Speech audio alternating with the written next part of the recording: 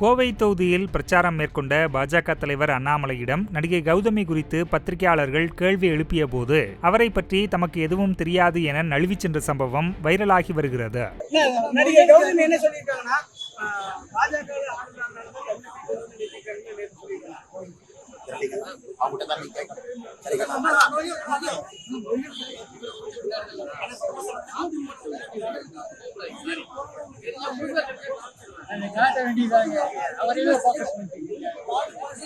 அதுதான் 4 மாதங்களுக்கு முன்பு மத்திய அரசு 990 கோடி ரூபாய் நொய்யலுக்காக கொடுத்திருக்கு.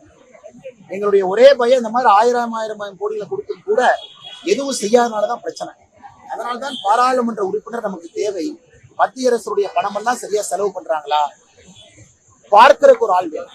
இல்லாட்டி மறுபடியும் ஸ்மார்ட் சிட்டிக்கு 1440 கோடி, நொய்யலுக்கு 990 கோடி, இதெல்லாம் எங்க போகுதுன்னா யார் கண்காணிக்கிறாங்க?